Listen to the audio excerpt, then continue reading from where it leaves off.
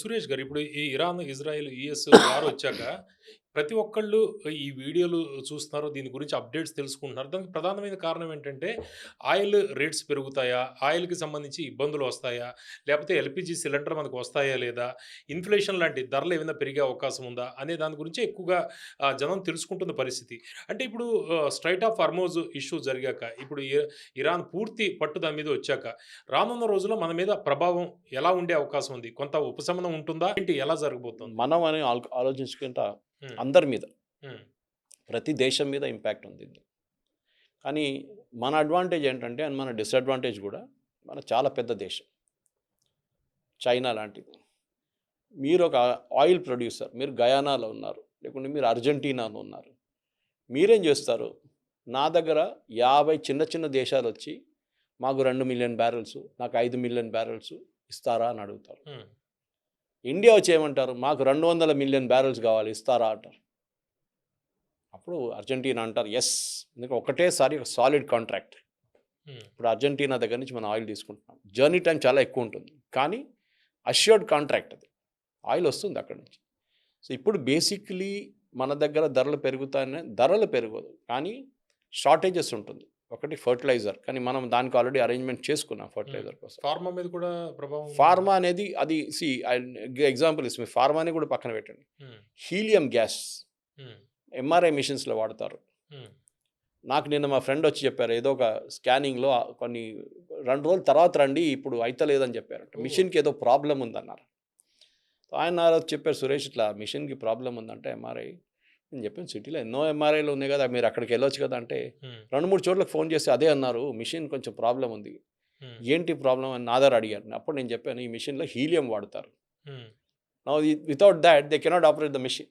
ఓహ్! ఇప్పుడు మీరు ఆలోచిస్తారు మిడిల్ ఈస్ట్ వార్‌కి ఒక ఎంఆర్ఐ మిషన్‌కి ఏంటి సంబంధం? అన్నిటికి కనెక్షన్స్ ఉంటుంది సార్. కానీ ఆల్టర్‌నేటివ్స్ తెలుసుకోవాలి.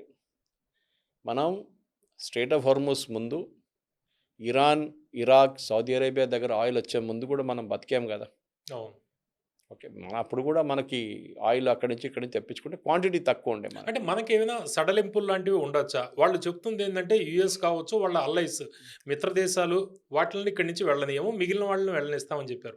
మనని వెళ్ళనిస్తారా? వెళ్ళనీయరా? మనం మన వెళ్తే మనకి టోల్ టాక్స్‌లంటే ఏదైనా వసూలు సీ చేస్తారా? మన దగ్గర వాళ్ళు మెడిసిన్స్ తీసుకుంటున్నారు. హ్మ్. మొన్న ఒక ఎయిర్‌క్రాఫ్ట్ మొత్తం మెడిసిన్స్ మనం పంపించాం. హ్మ్.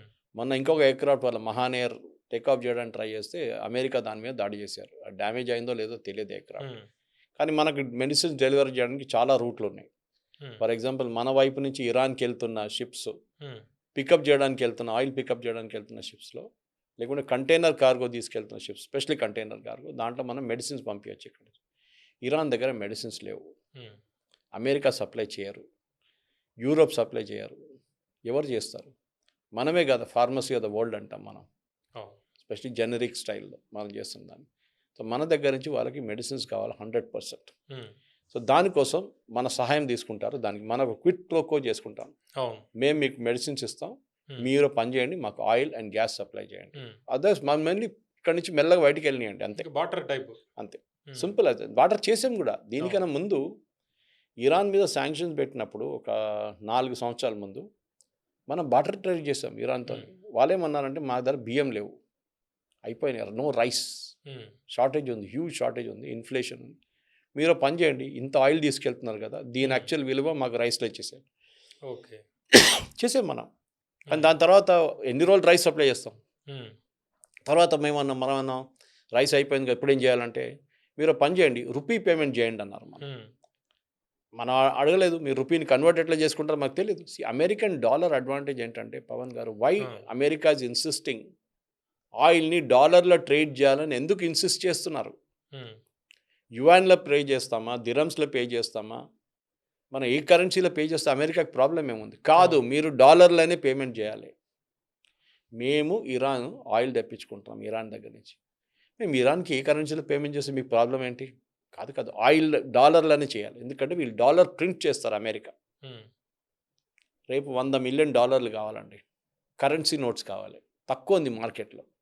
అమెరికా ఏం చేస్తారు? 100,000,000 ప్రింట్ చేస్తారు. హ్మ్. యాక్చువల్ లాజిక్ ఏంటంటే బంగారం పక్కన పెట్టాలి.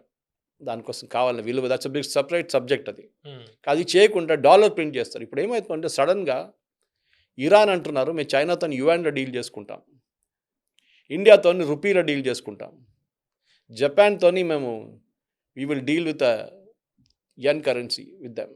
ఏదైనా మిగతా దేశాలతో మేము సపరేట్ కరెన్సీ డీల్ చేసుకుంటాం. ఇది చేస్తే యుఎస్ ఎకానమీ దెబ్బతింటుంది. ఇప్పుడే ఆల్రెడీ మన వైపు నుంచి కాకుండా ఈ గల్ఫ్ కంట్రీస్ యుఎస్లో పెట్టే పెట్టుబడి ఆగిపోయింది.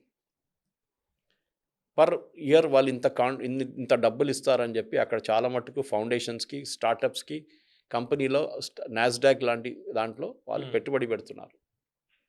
ఇప్పుడు అది చేయలేకపోతున్నారు, డబ్బులు లేవు వీళ్ళ దగ్గర. సడన్గా పెద్ద ఇష్యూ రాబోతుంది. వీళ్ళు ఏం చేశారు పవన్ గారు, యూకేలో ఉన్న సూపర్ మార్కెట్స్, లోకంలో ఉన్న ఫుట్బాల్ స్టేడియంలు, ఫుట్బాల్ క్లబ్లు అన్నీ కొనుక్కున్నారు. యూసీ కతార్ టీషర్ట్ ఎంతమంది వేసుకుంటారు? ఎన్ని ఫుట్బాల్ టీం? ఫ్లై ఎమిరేట్స్ ఎంతమంది టీషర్ట్ ఎన్ని టీమ్స్ వేసుకుంటారు? వీళ్ళంతా కొనేసుకున్నారు వాళ్ళని కంప్లీట్గా. ఎందుకంటే వీళ్ళ దగ్గర డబ్బులు ఉండే, చాలా డబ్బులు ఉండే. ఇప్పుడు సడన్గా దుబాయ్ చూడండి, అక్కడ సూపర్ మార్కెట్స్ ఖాళీగా పడింది, ఏం లేదు.